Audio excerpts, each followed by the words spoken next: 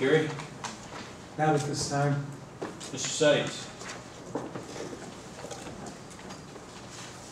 I gave you a memo taken from a fax that I received late this afternoon relative to permission I received from the board a couple of meetings ago relative to the purchase of a vehicle to replace the Ford Contour.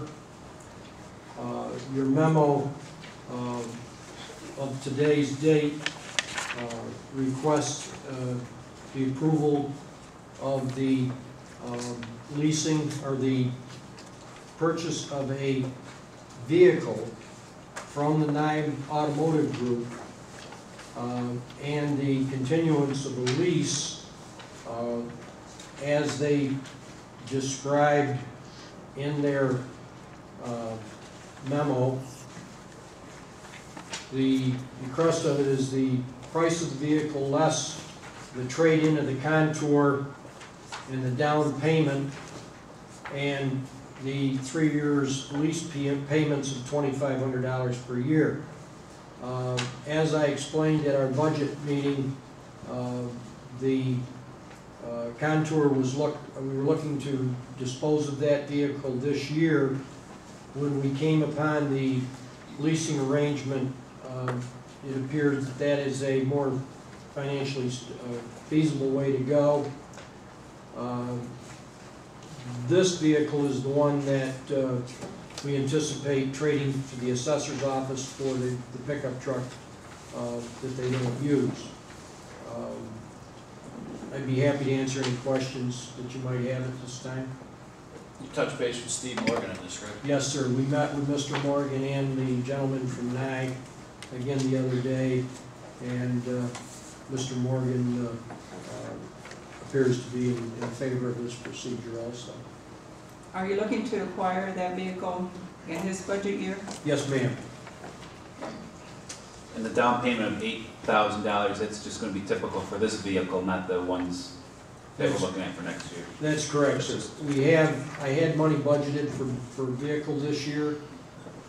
Be able to make that payment, use the Contour for trade-in, and then at the end of the year, the first lease payment will be due, which I will also have out of my my budget monies. Motion to approve is presented. Second. Ms. Zambrano? Yes. Ms. Starwacki? Yes. Mr. Corral? Yes. Mr. Kaczynski? Yes. Do you have anything, Tracy? I have one more. Oh, sorry.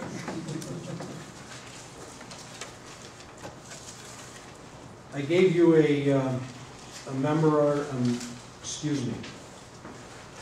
memo on October 4th regarding the sidewalk project. Mr. Rybeck directly asked me in the minutes of September 10th if the option 2 was included in the 17,980. I answered that it was. The next morning, in conversation, it was figured out that I was wrong, that the 1,800 was not included. I think that most of you have seen the project out here, and we were requested a change order from the contractor based on the additional work that they ran into. Some of the concrete out here was 18 inches thick. Why in the world it was ever poured that way was beyond any of us. We thought that the project would have been done by yesterday morning. It was not because of additional. The bottom line is that the project is now completed, and I'm requesting a change order on the project of $3,200. The second bid, the only justification I have for this is the second bid that we had for this thing was in the neighborhood of 43 grand.